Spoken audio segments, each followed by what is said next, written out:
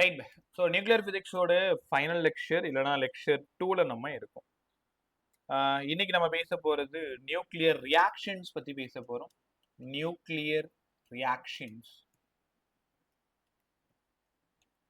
So nuclear reactions ஒன்றும் இல்லை, ரொம்ப சிம்பிள். ஒரு நியூக்ளியஸை இன்னொரு நியூக்ளியஸா மாற்றணும். எப்படி மாற்ற முடியும்? ஸோ ஒரு பம்பார்டர் நியூக்ளியஸால அதை மோத விட்டு இன்னொரு நியூக்ளியஸா மாற்றணும். எக்ஸ்ன்னு ஒரு ஆள் இருக்கான், பேரண்ட் நியூக்ளியஸ். எக்ஸை ஏ வச்சு நான் மோத விடுறேன், இன்சிடென்ட் பார்ட்டிகல். அது ரெண்டும் சேர்ந்து எனக்கு காம்பவுண்ட் நியூக்ளியஸா கிடைக்குது. அந்த காம்பவுண்ட் நியூக்ளியஸ் உனக்கு நல்லாவே தெரியும், எக்ஸைட்டட் ஸ்டேட்ல இருக்கிறதுனால அது ஸ்டேபிளா இருக்காது. அது உடஞ்சி டாட்டர் நியூக்ளியஸ் ஆகும், இல்லைன்னா ப்ராடக்ட் நியூக்ளியஸ் ஆகும், சம் எனர்ஜெட்டிக் பார்ட்டிகல் ஆகும், எனர்ஜியாகவும் வெளில வரும். இதுதான் ஒரு ரியாக்ஷன். இது ரெண்டு பேரும் ரியாக்டன்ட். இந்த இடம் ப்ராடக்ட், இது எனர்ஜி. ரியாக்டன்டால ப்ராடக்ட் உங்களுக்கு கிடைக்குது. X parent, Y daughter. படிச்சிருப்பீங்கன்னா ப்ராடக்ட் ரியாக்டன்ட். எக்ஸும் ஏவும் ஆல்ரெடி சொன்ன மாதிரி இவங்க ரெண்டு பேரும் ரியாக்டன்ட். ஒய்யும் பியும் ப்ராடக்ட் வந்தது சம் எனர்ஜி. சரி, இது எங்களுக்கு சரியா புரியல, எக்ஸ் ஒய்லாம் சொல்லிட்டு இருக்கீங்க. ஒரு ஈக்குவேஷனா சொல்லி கொடுங்களேன். 7 and 14 பேரண்ட் நியூக்ளியஸ். ஒரு ஆல்பா பார்ட்டிகல் வச்சு பம்பார்ட் பண்றேன். பம்பார்ட் பண்ணும் பொழுது காம்பவுண்ட் நியூக்ளியஸா மாறுது, 9C18. இந்த சி யாருன்னு எனக்கு தெரியாது, காம்பவுண்ட் நியூக்ளியஸ். திரும்ப அதை எக்ஸைட்டட்ல இருந்து உடையும் பொழுது 8O17 ஆகும், ஒரு 1H1 ஆகும், சம் எனர்ஜியும் வெளில வருது. இப்போ உனக்கு புரிஞ்சிருக்கும், இவங்க ரெண்டு பேரும் ரியாக்டன்ட், இவங்க ரெண்டு பேரும் ப்ராடக்ட். கியூனா இந்த லெசனை பொறுத்த வரைக்கும் சம் எனர்ஜின்னு அர்த்தம். ரொம்ப முக்கியமான விஷயம் என்ன தெரியுமா? இந்த இடத்துல அட்டாமிக் நம்பர்னா charge number, how many protons, mass number. Atomic number, mass number எதுவுமே மாறாது, சேமா தான் இருக்கும். நம்ப மாட்டோம், பொய் சொல்றீங்க. 7 + 2 9, 8 + 1 9. மேல மாஸ் நம்பர் 18. அட்டாமிக் நம்பரும் மாஸ் நம்பரும் மாறாது. அட்டாமிக் நம்பரும் மாஸ் நம்பரும் மாறாது. கத்துக்கிட்டீங்களா? ரைட். அங்கிருந்து நம்ம போற இடம், இந்த Q வேல்யூவை எப்படி எழுதுறது? இந்த எனர்ஜி வேல்யூ தான் இந்த இடத்துல ரொம்ப இம்பார்ட்டன்ட். நைட்டே உட்காந்து ட்ரை பண்ணி பாரு. Q வேல்யூ ரியாக்டன்ட்டோட மாஸ் ஆஃப் ரியாக்டன்ட், ஏன்னா இதான் பெருசா இருக்குன்னு உங்களுக்கு நல்லா தெரியும், minus mass of product. Mass of reactant minus mass of product. இது டெல்எம். இதை சி ஸ்கொயரால மல்டிப்ளை பண்ணீங்கன்னா உங்களுக்கு எனர்ஜியா மாறிடும். தெரியும் தானே உங்களுக்கு ஐன்ஸ்டீன் என்ன சொன்னாருன்ட்டு, mc². யூனிட் ஜூல்ல இருக்கு. Mass of reactant minus mass of product into c² ஜூல்ல இருக்கு. சரி, இதையே நான் எலக்ட்ரான் வோல்ட்ல மாத்தணும். என்ன சார் பண்றது? Mass of reactant minus mass of product நான் டெல்எம்னு எழுதுறேன், c². இப்ப வரைக்கும் அது ஜூல்ல தான் இருக்கு. பை 1.6 into 10⁻⁻19 போட்டா எலக்ட்ரான் வோல்ட்டா மாறிடும். எலக்ட்ரான் வோல்ட்டா மாறிடுச்சா? அப்புறம் நேத்து லாஸ்ட் கிளாஸ்ல சொல்லி கொடுத்தேன், இந்த டெல்எம் இருக்கு இல்லைங்களா, இந்த டெல்எம் ஏஎம்யூவால மல்டிப்ளை பண்ண எனர்ஜியா மாறிடும். அதாவது டெல்எம் 931.5 மில்லியன் எலக்ட்ரான் வோல்ட்டால மல்டிப்ளை பண்ணும் பொழுது எனர்ஜியா மாறிடும். ரைட்டா? ஸோ உங்களால உணர முடியும் ஜூல் எப்படி இருக்கும். By 1.6 electron volt, then into AMU, அதுவும் எனர்ஜி தான். மேல இருக்கிறது எனர்ஜி தான், மேல இருக்கிறது எனர்ஜி தான், மூணுமே எனர்ஜி தான். பெரும்பாலும் இந்த லெசனை பொறுத்த வரைக்கும் ஜூலை தொடவே மாட்டாங்க, ஏமாத்துவாங்க. எலக்ட்ரான் வோல்ட், மில்லியன் எலக்ட்ரான் வோல்ட்லேயே சுத்திட்டு இருப்பாங்க. கத்துக்கிட்டீங்களா?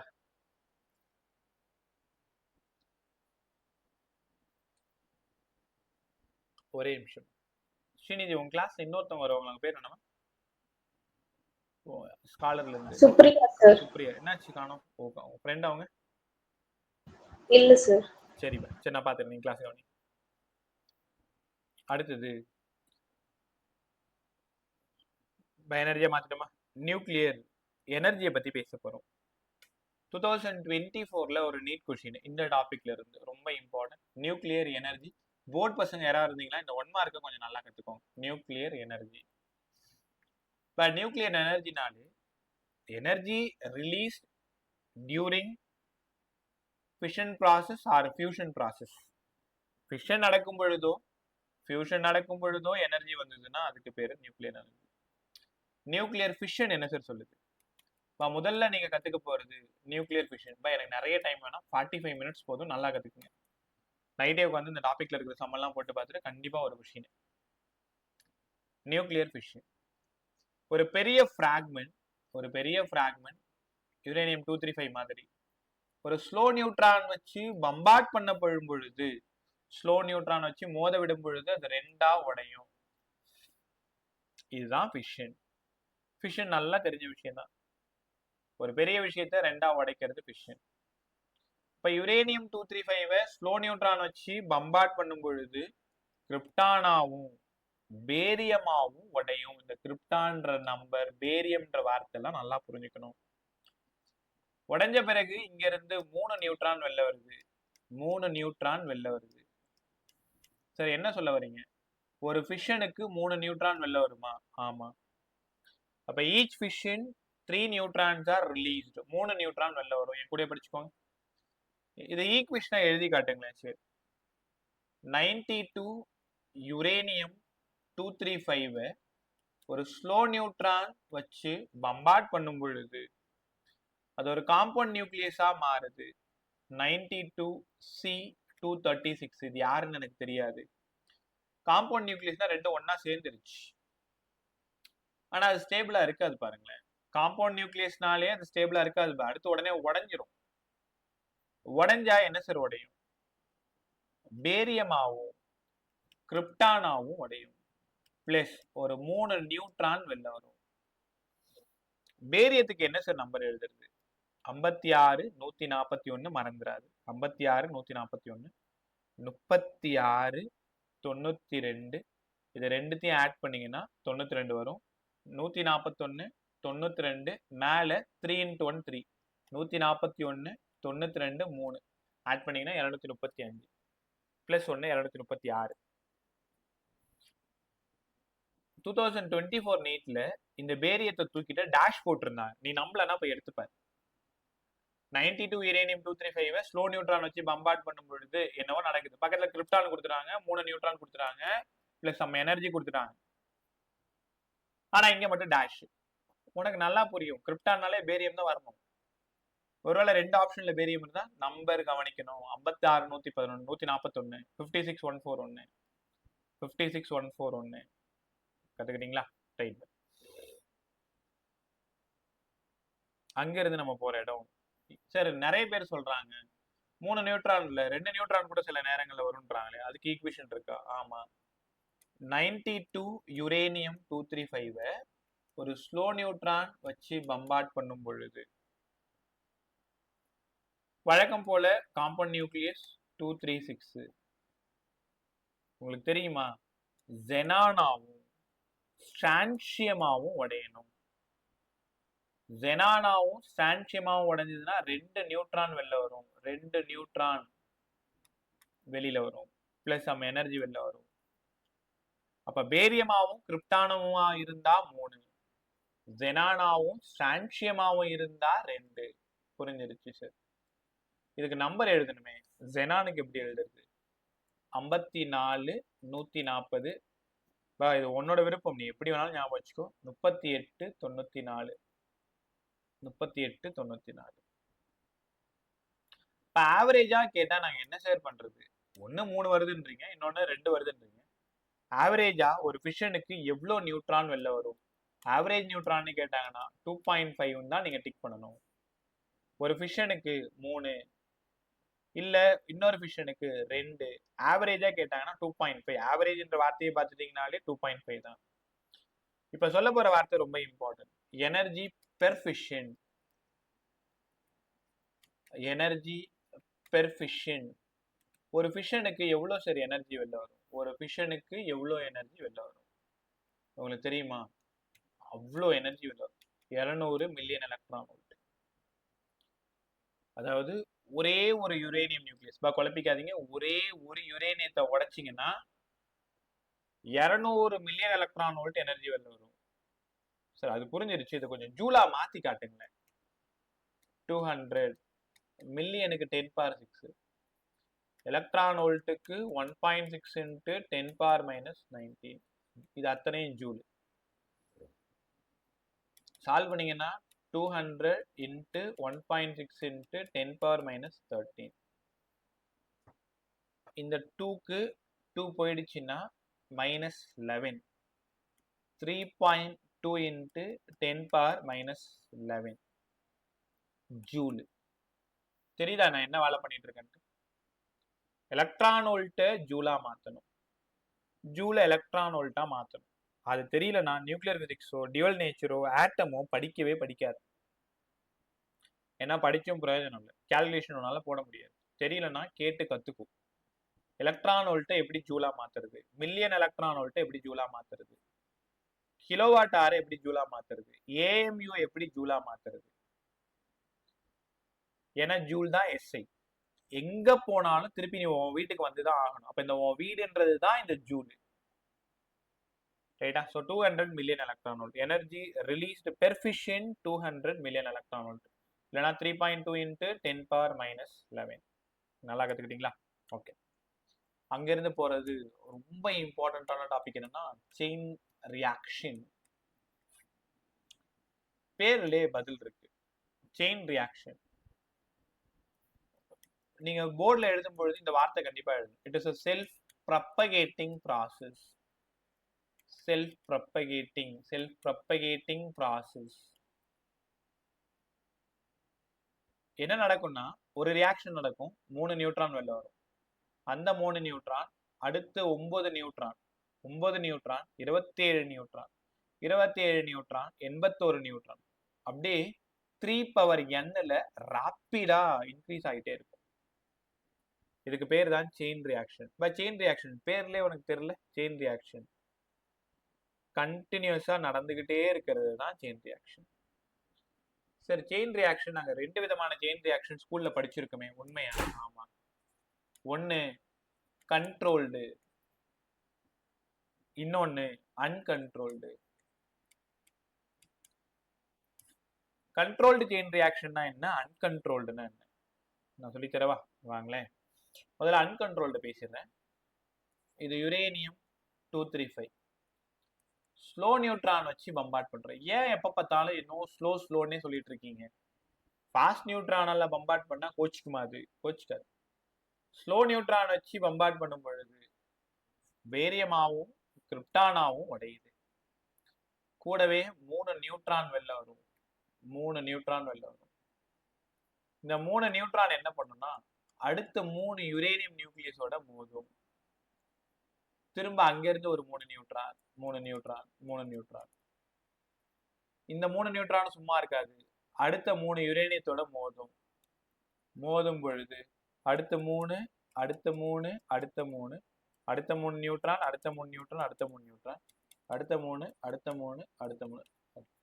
ராத்திரில சுடுகாட்டுக்கு போனா பேய் வருமே, அந்த மாதிரி வருது பாரு. அப்ப என்ன ஆச்சுன்னா 3n நியூட்ரான்ஸ் ராப்பிடா மல்டிப்ளை ஆனா இதுக்கு பேரு அன்கண்ட்ரோல்டு. 3n ஃபர்ஸ்ட்ல 3 தான் வருது, செகண்ட்ல பாருங்க 9, தேர்ட்ல பாருங்க 27, ஃபோர்த்ல பாருங்க 81. அது பாட்டு போயிட்டே இருக்கு. 3n கோஸ் ஆன் மல்டிப்ளைங் ராப்பிட்லி அப்படின்னா அதுக்கு பேரு அன்கண்ட்ரோல்டு செயின் ரியாக்ஷன். ஸோ நல்லா இருக்கு. அப்படியே கண்ட்ரோல்டு கொஞ்சம் சொல்லி கொடுங்களேன். கண்ட்ரோல்டுனா உங்களை மாதிரி சொல் பேச்சு கேட்கறது. யுரேனியம் 235 ஒரு ஸ்லோ நியூட்ரான் வச்சு பம்பார்ட் பண்ணும் பொழுது 2 ஃப்ராக்மெண்டா உடையுது, 3 நியூட்ரான் வெளில வருது. சும்மா இல்லாம ஒரு மாடுரேட்டர் அப்படின்ற ஒரு டிவைஸை போட்டு விட்டுட்டு 2 நியூட்ரானை பிடிச்சி பாக்கெட்ல வச்சுக்கிட்டு 1 நியூட்ரானை மட்டும் அனுப்புறது. அந்த 1 நியூட்ரான் என்ன பண்ணும், மறுபடியும் யுரேனியம் 235 மோதும், மறுபடியும் 3 நியூட்ரான் வெளில வரும். மறுபடியும் மாடரேட்டர் போட்டு 2 நியூட்ரானை பிடிச்சி வச்சுக்கிட்டு 1 நியூட்ரான் மட்டும் அனுப்புவேன். அது போய் என்ன பண்ணும், மறுபடியும் 3 நியூட்ரான், மாடரேட்டர் 2 பிடிச்சி வச்சுக்கிட்டு 1 நியூட்ரான். சரி, புரிஞ்சிருச்சு. அடுத்தடுத்த ரியாக்ஷனுக்கு ஒரு நியூட்ரானை மட்டும் அனுப்பி வச்சா அதுக்கு பேரு கண்ட்ரோல்டு. இதுதான் நம்ம அட்டாமிக் பவர் ஸ்டேஷன்ல நடக்கிற விஷயம். இதான் கல்பாக்கம் நிறைய கேள்விப்பட்டிருப்பீங்க, ரைட்டா? ஸோ திருநெல்வேலி எக்கச்சக்கமான அட்டாமிக் பவர் ஸ்டேஷன் உங்களுக்கு கல்பாக்கம் இந்த இடத்துல ரொம்ப ஃபெமிலியர். காமினின்னு ஒரு ரியாக்டர் ஒன்று இருக்குங்க. வேர்ல்ட்ல எதுவுமே அவங்க பயன்படுத்தாம ஒரு யுரேனியம் இங்க பயன்படுத்துறாங்க. யுரேனியம் 232 நினைக்கிறேன், காமினி ரியாக்டர். இப்போ என்ன அர்த்தம்னா controlled chain reaction, uncontrolled chain reaction. எல்லா நியூட்ரானும் ஃபர்தரா ரியாக்ட் பண்ண அனுப்புனீங்கன்னா அது அன்கண்ட்ரோல்டு. ரெண்டை பிடிச்சி வச்சுக்கிட்டு ஒன்னை மட்டும் அனுப்பிக்கிட்டே இருந்ததுன்னா அதுக்கு பேரு கண்ட்ரோல்டு. துண்டு தோட்டல கைது கதவு மூடு. இந்த கதவுல தோட்ட கதவு. இப்போ ஒரே நிமிஷம். கண்ட்ரோல்டு அன்கண்ட்ரோல்டு கத்துக்கிட்டீங்களா? Right sir. இப்போ கேன்னு ஒரு ஆளை உங்களுக்கு அறிமுகப்படுத்த போறேன். அந்த கே தான் சம்மு, இந்த கே தான் இம்பார்ட்டன்ட். ரிப்பீட்டர்ஸ் கொஞ்சம் நல்லா கவனிங்க. கேன்னா யாருங்க சார்? கேன்னா reproduction factor. இது இங்க பயாலஜில கேள்விப்பட்ட மாதிரி இருக்கு. இங்கேயே ஒரு வார்த்தை இருக்கு, மல்டிப்ளிகேஷன் ஃபேக்டர். மல்டிப்ளிகேஷன் ஃபேக்டர் இல்லைன்னா ரீப்ரொடக்ஷன் ஃபேக்டர். அப்ப கேன்னா என்ன தெரியுமா அர்த்தம்? எவ்வளோ நியூட்ரான் ப்ராடக்ட் ஆகுது, rate of production of neutron. ரேட்னா எவ்வளோ ஃபாஸ்டா, rate of production of neutron by rate of loss of neutron by இதை படிச்சே ஆகணும். எல்லாரும் படிங்க. கேனா ஒரு நம்பர், ரேஷியோ ரேட் ஆஃப் இது நம்பர் கிடையாது, அதாவது number of production of neutron கிடையாது. ரேட்னா ஃபாஸ்டா ஸ்லோவா, அது மாதிரி. டினாமினேட்ல டைம் இருக்கும், எவ்வளோ டைம்ல எவ்வளோ ப்ரொடக்ஷன் வந்து நியூட்ரான் நடக்கும், எவ்வளோ லாஸ் நடக்கும். Rate of production of neutron by rate of loss of neutron நம்ம இங்க கே. கே யாருங்க? கேன்னா reproduction factor. K is nothing, reproduction factor. கேவோட வேல்யூ ஒன்னா இருந்தா, கேவோட வேல்யூ ஒன்னை விட பெருசா இருந்தா, கேவோட வேல்யூ ஒன்னை விட சின்னதா இருந்தா, 3 கேள்விக்கு நீங்க பதில் சொல்லணும். கேவோட வேல்யூ ஒன்னா இருந்தா அந்த ஸ்டேட்டோட பேர் என்ன தெரியுமா? கண்டிப்பா நீங்க கத்துக்க வேண்டியது ஸ்டெடி ஸ்டேட். ஸ்டெடி ஸ்டேட்னா சார் அடுத்தடுத்த ரியாக்ஷனுக்கு ஒரு நியூட்ரான் போறது ஸ்டெடி ஸ்டேட். அப்படின்னா அது கண்ட்ரோல்ட் ஆச்சு. ஆமா, அப்ப ஸ்டெடி ஸ்டேட்னாலே கண்ட்ரோல்டு செயின் ரியாக்ஷன்.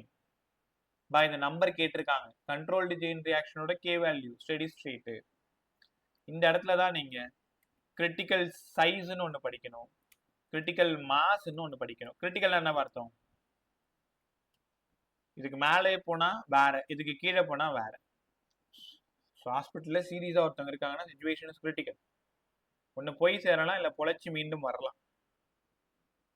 இப்போ கிரிட்டிக்கல் சைஸ்னா கேவை விட அதிகமாயிடுச்சுன்னா ஆட்டம் பாம், கேவை விட கம்மியாச்சுன்னா ஹால்ட்டு, கே ஈக்குவல் டு 1ன்னா steady state atomic power station reactor. கற்றுக்கிட்டீங்களா? ஸோ அப்போ கேவோட வேல்யூ தான் ரொம்ப ரொம்ப இம்பார்ட்டன்ட். நம்ம பண்ணிட்டு இருக்கிறது எல்லாம் கேவோட வேல்யூ ஒன்று தான்.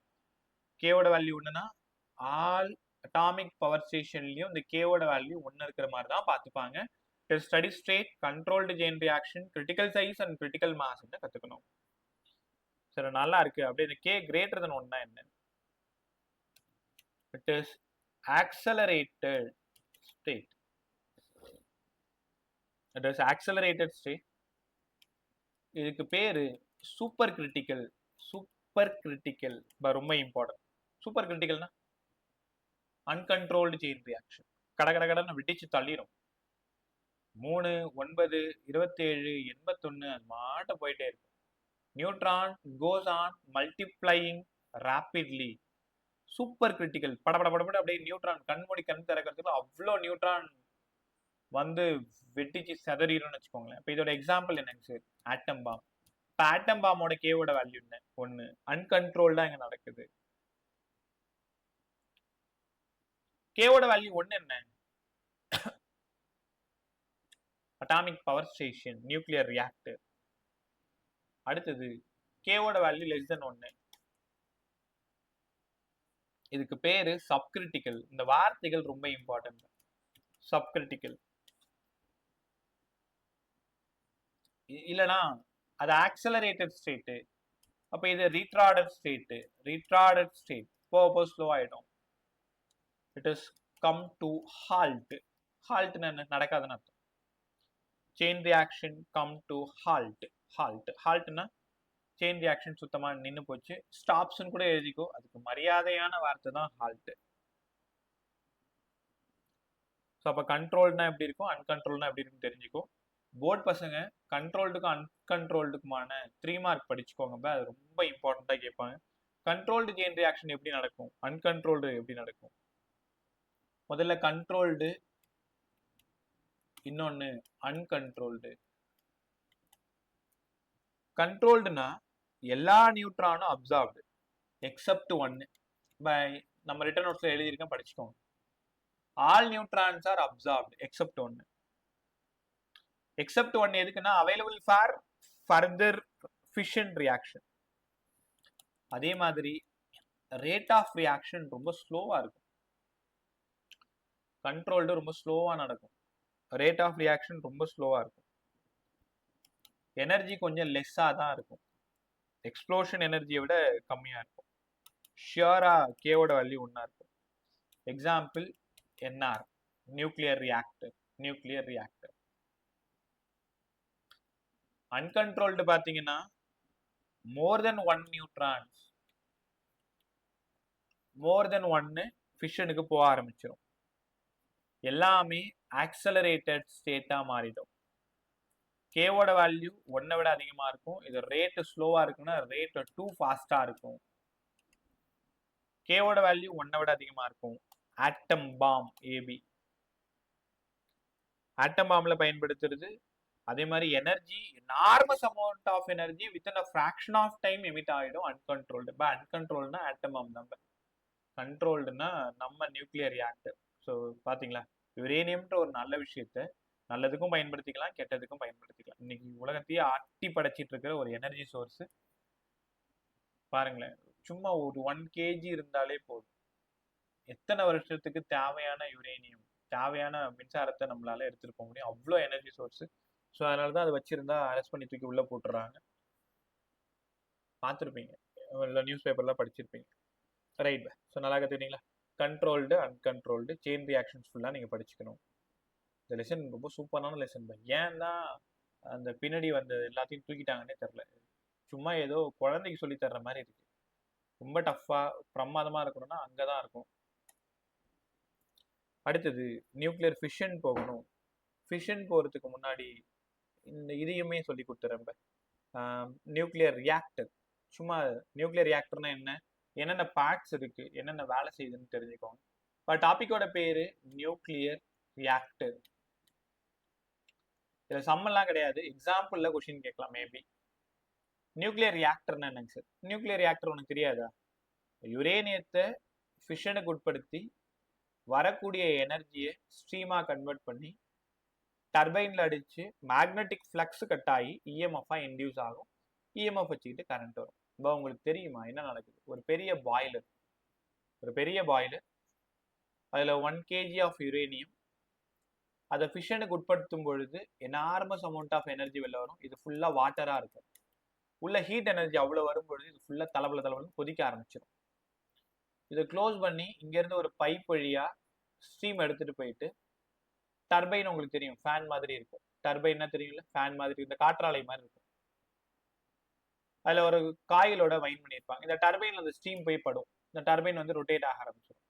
உனக்கு நல்லா தெரியும், 2 மேக்னெட்டுக்கு நடுவுல காயில் ரொட்டேட் ஆச்சுன்னா அங்கிருந்து மேக்னெட்டிக் ஃப்ளக்ஸ் சேஞ்ச் ஆகும், இஎம்எஃப் இன்டியூஸ் ஆகும், கரண்ட் வரும்.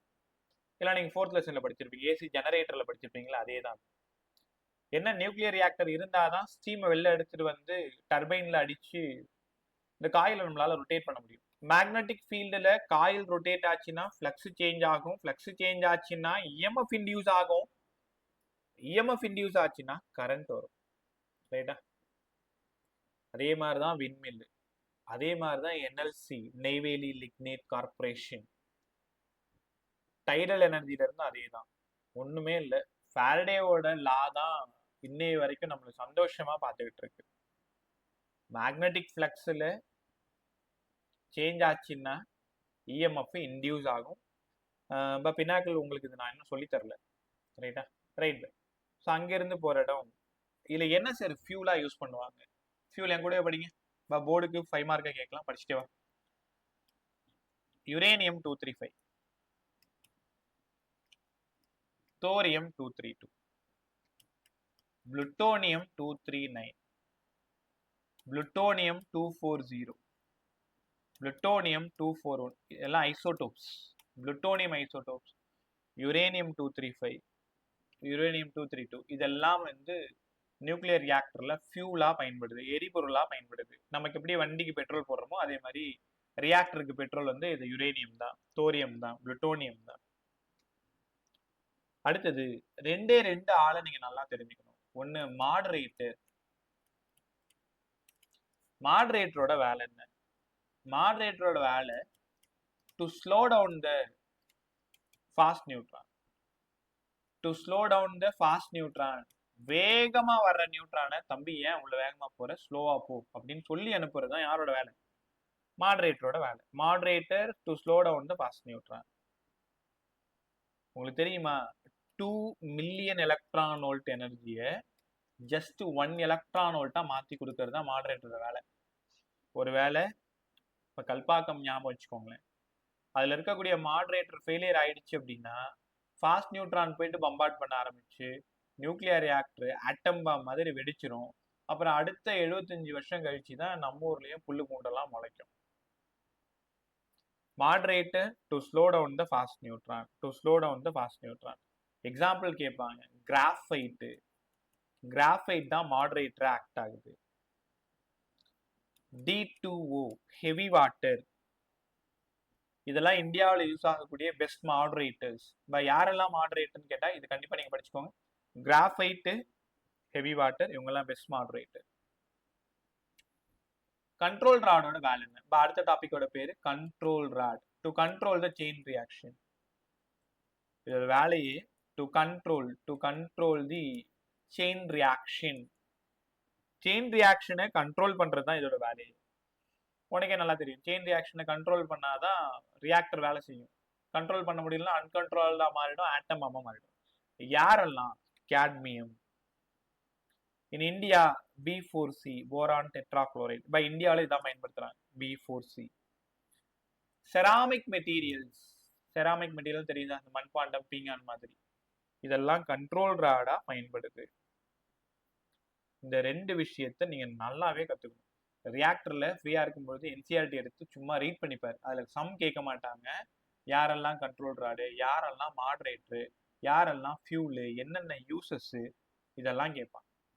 இப்போ ஃப்ரீயா இருக்கும் பொழுது ஒன்று கூகுள்லயோ இல்லைன்னா உங்க என்சிஆர்டி எடுத்து நியூக்ளியர் ரியாக்டரோட ஃபங்க்ஷன்லாம் படிக்க தேவையில்லை, பார்ட்ஸ் மட்டும் படிக்க போகுது. Fuel, moderator, control rod, cooling system அது ஹீட் ஆகாம இருக்கிறதுக்காக சுத்தி அதை கூலாக்குற மாதிரி நைட்ரஜன் லிக்விட்ஸ் எல்லாத்தையுமே அதில் வச்சிருப்பாங்க. அதெல்லாம் நமக்கு இங்கே பெருசா தேவைப்படாது. எதுக்கெல்லாம் யூஸ் ஆகுது அதை ஒரு டைம் பார்த்துக்கிறது நல்லது, ரைட்டா? இப்போ நான் டீட்டெயில்டாக நல்லா சொல்லி தரல. நியூக்ளியர் ரியாக்டர்லேயே எப்பவுமே மாடரேட்டரும் கண்ட்ரோல் ராடுக்கு தான் வேலை அதிகம். அதனால அது 2 மட்டும் நல்லா படிச்சுக்கோங்க. அது 2 தான் உங்களோட ஹார்ட் மாதிரி. நியூக்ளியர் ரியாக்டருக்கு கண்ட்ரோல் ராடும் மாடரேட்டரும், ரைட்டா? ஸோ லாஸ்ட் டாபிக் கற்றுக்கலாமா? Nuclear fusion. when 2 smaller element ஒன்னா சேர்ந்து ரொம்ப பெருசா மாறிச்சுன்னா அதுக்கு பேரு தான் ஃபியூஷன். 2 சின்ன எலிமெண்ட் ஒன்னா சேர்ந்து பெருசா மாறுது, ஃபியூஷன். ஃபியூஷன் நடக்கணும்னா என்ன சார் கண்டிஷன்? ஃபியூஷன்லாம் இங்க எர்த்ல நடக்காது. ஏன்னா 10⁻7 கெல்வின்ல இருந்து 10⁸ கெல்வின் வரைக்கும் டெம்பரேச்சர் இருந்தாதான் ஃபியூஷன் நடக்கும். எர்த்ல எங்க இருக்கு? நம்ம 30 டிகிரியே தாங்க முடியாது, ஏசி பட்டன் உட்காந்து கிடக்கணும். ஸோ 10⁻7ல இருந்து 10⁸ கெல்வின் கண்டிப்பா இருக்கணும். அதே நேரத்துல 10⁻16 அட்மாஸ்பியரிக் ப்ரெஷர் இருக்கணும். நம்மள்ட்ட இருக்கிறது 1 × 10⁻5. ஞாபகம் இருக்கா? 110^5 பாஸ்கலா? 1 ஏடிஎம் எவ்வளோ படித்தோம்? 1 ஏடிஎம் படித்தோம் 1.07 பவர் நிமிஷம். அந்த நம்பரை மறந்துட்டேன். 1 அட்மாஸ்பியரிக் ப்ரெஷர், 1 அட்மாஸ்பியரிக் 10^5 தான்.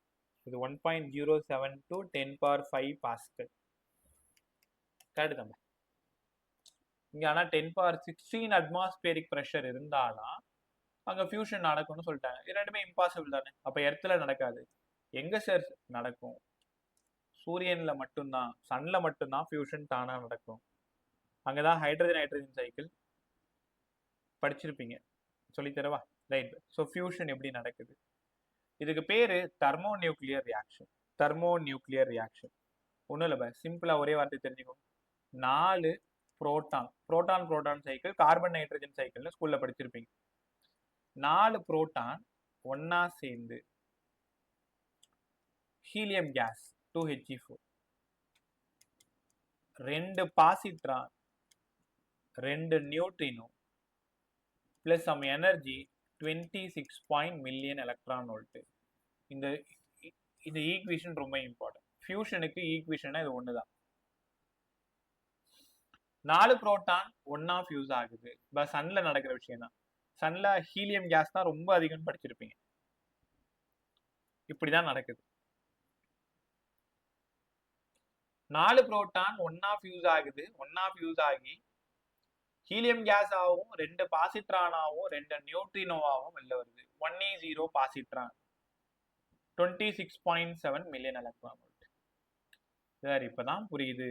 ஃபிஷன் அப்ப 200 ரூபாய் வருது, ஃபியூஷன் அப்ப 26.7 தான் வருது.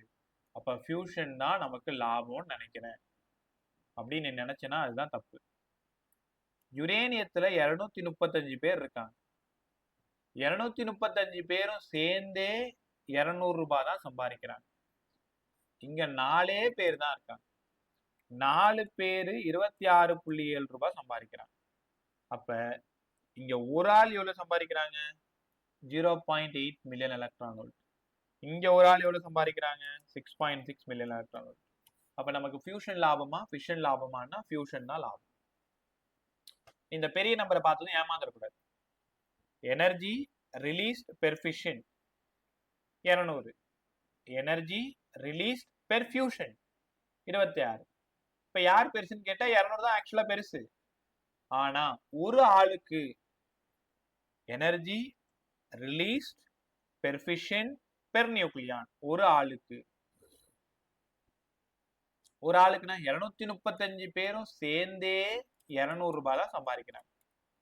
அப்ப ஒரு ஆளுக்கு 0.8 தான் energy release per fission per nucleon. 0.8 energy release per fission per fusion per nucleon 6.6. அதனால தான்பா ஃபியூஷன் ரொம்ப ஹார்ம்ஃபுல்லு. இப்ப ஹிரோஷிமா நாகசாகி கேள்விப்பட்டிருப்பீங்க. 75 வருஷம் தாண்டி போயிட்டு இருக்கு, இன்னமும் அந்த தாக்கம் நடந்துட்டு இருக்கு. ஆனா அங்க நடந்தது ஃபிஷன் மட்டும்தான். இதே ஃபியூஷன் நடந்திருந்தா யோசிச்சுப்பாரு. ஃபியூஷன், ஒரு ஹைட்ரஜன் பாம்பு வெடிக்கணும்னா பக்கத்துல ஒரு ஆட்டம் பாம்பு வெடிக்கணும். சார் ஃபியூஷனோட எக்ஸாம்பிள் யாரு சார்? ஹைட்ரஜன் பாம்பு. ஹைட்ரஜன் பாம்பு பிளாஸ்ட் ஆகணும்னாலே 10^7 கெல்வின் வேணும். 10^7 கெல்வின் எங்க இருக்கு? அப்ப பக்கத்துல ஒரு ஆட்டம் பாம்பு வெடிச்சதுன்னா அதோட டெம்பரேச்சர் 10^7 கெல்வின் ரிலீஸ் ஆகும். அதை வாங்கிக்கிட்டு ஹைட்ரஜன் பாம்பு ஃபியூஸ் ஆகி அது பிளாஸ்ட் ஆகும். ஸோ எவ்வளவு ஹார்ம்ஃபுல் பாருங்க. அதுக்கப்புறம் இந்த அற்புதமான உலகம் காணாம போயிருக்கும். ரைட்டா? Right bus. ஸோ இதோட நியூக்ளியர் பிசிக்ஸ் ஃபுல்லா கம்ப்ளீட் ஆகுது. இன்னைக்கு நான் கற்றுக் கொடுத்ததுல ரொம்ப இம்பார்ட்டன்ட் செயின் ரியாக்ஷன், அதே மாதிரி ஃபிஷன் ஃபியூஷனோட ஈக்குவேஷன், அதுக்கப்புறமா கண்ட்ரோல்டு அன்கண்ட்ரோல்டு ரெண்டுத்துக்கும் கேவோட வேல்யூ 1 விட அதிகம் 1 விட கம்மி ஈக்குவல் டு 1 அந்த விஷயம். கண்ட்ரோல்டுனா என்ன, அன்கண்ட்ரோல்டுனா என்ன, ரெண்டுத்துக்குமான டிஃப்ரென்ஸ் பார்த்துக்கணும். எப்படி மில்லியன் எலக்ட்ரான் வோல்ட்டை ஜூலா கன்வெர்ட் பண்றது, ரியாக்ஷனோட ஈக்குவேஷன். Qனா என்ன? Qனா எனர்ஜி. மாஸ் ஆஃப் ரியாக்டன்ட்டை மாஸ் ஆஃப் ப்ராடக்டால மைனஸ் பண்ணா மாஸ் டிஃபெக்ட் கிடைக்கும்.